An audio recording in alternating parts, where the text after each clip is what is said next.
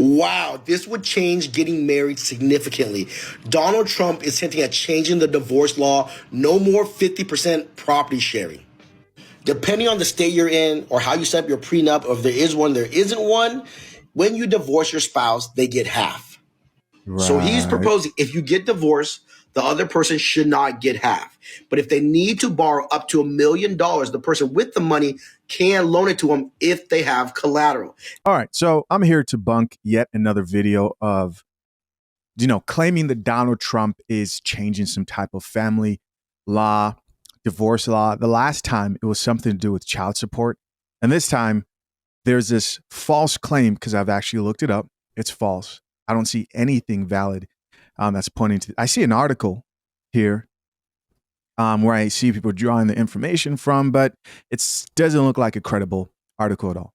But you heard what he's saying. Basically, you won't be in the type of situation, or Donald Trump is changing the laws, which he can't do that. I didn't know I had to explain that in the last time I addressed that particular story about the child support. But apparently a lot of people don't know that the president cannot actually change laws. He does not have any constitutional power to change any laws. Now, he can propose different policies to Congress, and they can take what he says into consideration, but ultimately it's Congress, the Senate, and the House that decide what laws get passed. Now, let's listen to the rest of this video, but keep in mind that this video is like everywhere, and I'm seeing it picking up in popularity. Don't fall for this. Is Donald Trump going to bring change to divorce laws or family court laws? I think that there's a shift happening right now, but let's keep listening. We'll talk about more of that later. Doesn't matter if you've been married for 6 years, 25 years. Doesn't matter if you have 6 children with that person. If you can't take care of the person with the money should take the kids and take care of them. I don't think he can enforce this law because divorce law is a state law and not a federal law. Right. We'll just have to wait and see. Let me know in the comments below, do you think our current divorce law is fair or not fair? Let me know in the comments below. But for those of you who are buying a home today, here is the nationwide average mortgage interest rates. Remember, these rates are just a ballpark. Give your lender a call so you can get an accurate quote. All right, so let's check out a few of these comments, see what the people have to say. Top comment here says, married 20 years. So people will take things typically for face value on social media, especially TikTok. But again, not true as far as I have seen. I don't see anything that points to this being valid. But I'm not saying that this could never happen or should not happen. I do believe that divorce laws do need to change. More on that later. This female commenter responded back to this video and said, married 20 years. My husband wanted me to be a stay-at-home mom. So if we decide to divorce, I should be entitled to half because he wanted her to stay at home, meaning she's not earning any income. And based on the new law by Donald Trump, the division was based on earning potential, right? She goes on to say, I deserve that for putting my life on hold and not making money of my own. So do you believe that a stay-at-home mom should have some type of protection? And if she does, do you believe that she should get half? And in many cases, she typically gets more than half when you calculate child support and the property division and who pays for those attorney's fees when they're going to court. This is what happens when you do not sign a prenuptial agreement.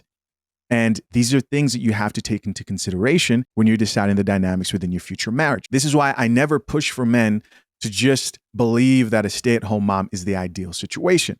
Because number one, I think you first have to understand, does she actually want that?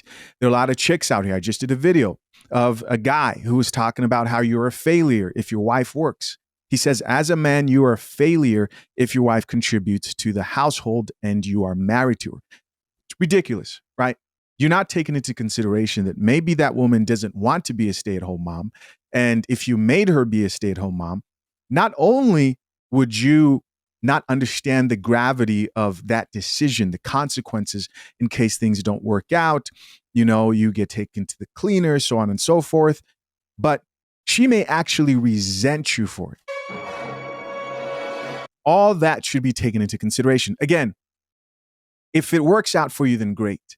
I just think people need to understand the decision when it comes to like stay-at-home mothers from all sorts of different perspectives before they just assume that like, hey, this is the best situation. This is the way it's supposed to be. A lot of these women aren't used to just sitting at home idly. It's not the way they were raised. It's not the way they saw their parents raised. If we were in a different time, that may be different. But all that needs to be taken into consideration before putting yourself into that situation. Lastly, I remember listening to a video by the lead attorney, shout out to the lead attorney, and he said something along the lines of, remember that the tradition you set within your household is the tradition that the courts will most likely respect, right? And so, again, this is assuming that you haven't gone to fathershaverights.com and gotten yourself the #1 guide to drafting a solid and legally binding prenuptial agreement for free. Yes, for free with offer code review.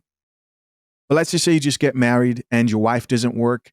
When you go to court and the worst happens and that marriage doesn't work out, they want to maintain and assume. They don't say, oh, what does she have a degree in? Listen, ma'am, you could be working. No, they want to maintain the tradition that you set up in that home even after the divorce. And so if she hasn't worked for 10 years and she was living off of your income and, getting a portion of that money or paying her an allowance, well, they're most likely, right, according to what I understood from the lead attorney, this is how I heard it, they're most likely going to respect her request for alimony, which in the worst case, and this is one of the divorce laws that I definitely think needs to be changed, you're paying alimony for life, right? Unless if that person dies or remarries. Now, there are states out there that don't respect lifelong alimony, but some still do. Now, you might hear all of that and say, listen, Shisha, I'm fine with it. Hey, if you are happy, then I'm ecstatic. Next comment here says, alimony is a crazy concept. Somebody responded back to that and said, yeah, it is. My sister had to pay alimony to her husband. Ooh, that's rare. That's a rare one. He milked it as best as he could. Oh, man. Somebody else here responded back and says, alimony is for your stay-at-home wife who has no job but taking care of your kids. You either pay her until she finds a job or you can pay for childcare. And in a worst case scenario, you're paying that for life. During the pandemic, I was working at a certain job. And I remember talking to this lady. She was a hairdresser. And, I'm making conversation with her. It's just like brief conversation with this random person. And she just started opening up about her financial situation with the pandemic and everything going on. And she was talking about how she's really not suffering that much. And she's still able to do hair because she can go see people in person if she needs to. And then she says, the reason I'm able to do all this is because I get alimony. And she, without me even asking, she just straight up got into it and says, and there's no way I would marry the man who I've been dating now for years because that would stop my alimony. And if you think that there are women out here who are above that, that they would do the noble thing, you just have a lack of understanding of how life works, man. And it's better you err on the side of caution. Doesn't mean that there are people out here who don't move in that light, but you'd be surprised. Listen, you'd be surprised. Somebody else here says, not fair at all. Another person who says, brilliant. Equality. Here's somebody else who says, why is marriage the only legally binding contract that has no agreed upon terms? I think a prenup should be required for every marriage. I do too, which is why I push it very much. If you're wondering where did everybody get the information from, it came from this article here. It's going to pop up on screen here in a little bit. There we go. This is it.